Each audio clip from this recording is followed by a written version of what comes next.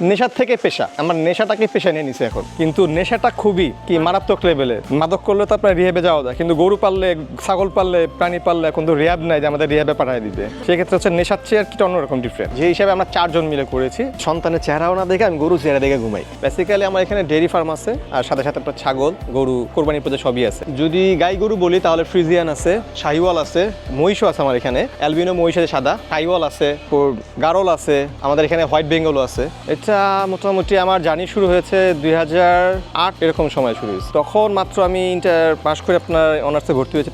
তখন তো ছিল হচ্ছে কি নেশা, বন্ধু বান্ধব ছিলাম, হঠাৎ মনে হলো যে না কিছু করি, সেই ক্ষেত্রে করা হয়েছে ডেয়ারি ফার্ম। আমার 4 বন্ধু মিলে শুরু করেছিলাম।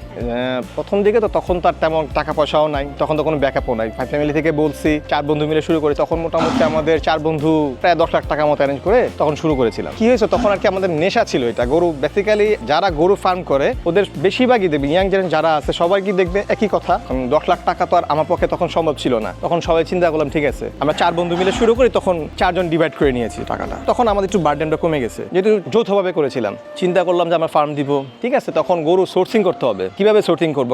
ঢাকা শহরের আমার তো গরু বাছুর দেখেই নেই ধরতে গেলে ছোটকালে। সেই ক্ষেত্রে চিন্তা করছি যে প্রথম হচ্ছে কি আমাদের বাসায় যেহেতু ডেয়ারি ফার্ম করবো, আমাদের বাসায় যে দুধ দিত ওকে ধরছি যে ভাই আমরা তো গরু পালুম, এখন গরু পালার লেগা গরু কেমনে কিনুন। তখন সে আমাকে বলছে ঠিক আছে ভাই চলেন। কেরানীগঞ্জে ওনার একটা ছিল, পরিচিত লোক ছিল, ওনার কাছে নিয়ে গেছে। তখন ওখান থেকে আমরা প্রায় 3টা গরু ক্রয় করি। ওই তখন থেকে আর কি জার্নি। কিন্তু হ্যাঁ, জার্নি শুরু হয়েছে আমরা যখন নাকি গরু তো কিনে ফেলছি আবেগে, কারণ তখন তো এত প্ল্যানিং নেই, মাত্র আমি শিখতেছি। তখন আমি কিন্তু যুবনে ট্রেডিংরত গরু কিনছি, আমার রাখাল ছিল না। সকালের দুধ 7টার দিকে দোয়ানোর কথা, সেখানে প্রায় 12টা 1টা বেজে গেছে। তখন কি হচ্ছে গরু ওলার এত বড় হয়েছে, ওটার যে ব্যথায় গরু চিৎকার করতেছিল, আর গরু বান দিয়ে টপায় টপায় পড়তেছিল। তখন এমনও পরিস্থিতি যে আমি তো দোয়াইতে পারি না, গরু তো চিল্লাচ্ছে। তখন ওই গরু দেখে আমার চোখ দিয়েও পানি আসছে তখন, যে কি করবো আমি। তখন না পেরে বাসায় গেছি। এই সময় কেউ আসতে চায় না, আর কি বিপদে পড়লে পাওয়া যায় না লোক, টাকা পয়সা দিয়ে ম্যানেজ করে তখন নিয়ে আসছি যে ভাই অন্তত দোয়ায় দাও আমাকে।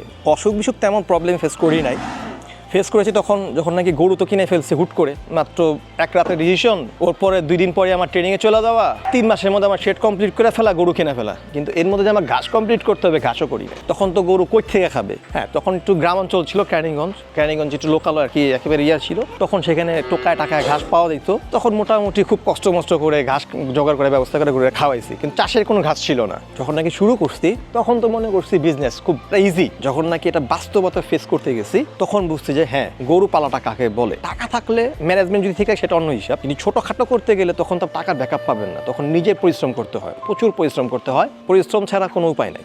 যদি আপনার অভিজ্ঞতা থাকে কারো, কারণ লাইভ স্টকে আমি একটা জিনিস বুঝি, গরু না মরলে, যদি গরু না মারা যায় আপনি জিরো হবেন না। হ্যাঁ, মারা যাবে না কেন, 100-র মধ্যে হয়তো বা 5টা, 10টার মধ্যে হয়তো বা 1টা হইতে পারে সর্বোচ্চ। প্রথম দিকে যখন শুরু তখন তো শুধু গরুই মনে করতাম যে গরু তো গরুই। যখন নাকি আস্তে আস্তে প্রায় 3-4 বছরের মধ্যে সময় দিছি, তখন বুঝতে পারছি যে গরু মিনস নট ডেয়ারি কাউ, মানে শুধুমাত্র 4টা বান রাখলে সে গরু না, গাই না। এর মধ্যে বুঝতে হবে যে কে আমাকে লং পিরিয়ড দুধ দিবে, কে আমাকে শর্ট পিরিয়ড দুধ দিবে। শুধু এখন 20 কেজি দিচ্ছে সেটা বিষয় না। একটা গরু যদি 12 কেজি দুধ আমাকে লং টাইম দুধ দেয়, তাহলে সেই গরু লসের গরু না। কিন্তু গরুটা হচ্ছে কি মোটামুটি আউটপুট বুঝতে হইলে বা প্রফিট দেখতে হইলে মোটামুটি 3 থেকে 4 বছর লেগে যায়। আপনাকে লেগে থাকতে হবে 3 থেকে 4 বছর।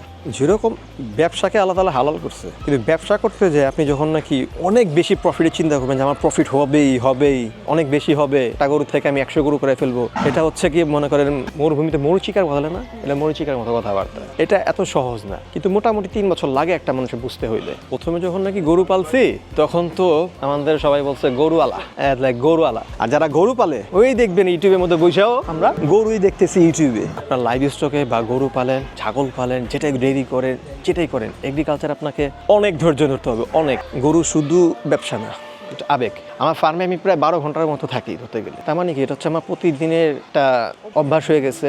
আর সেক্ষেত্রে এটা আমার ধ্যানই, এটা আমার খেয়াল, আর ওভারঅল এটা আমার বিজনেস।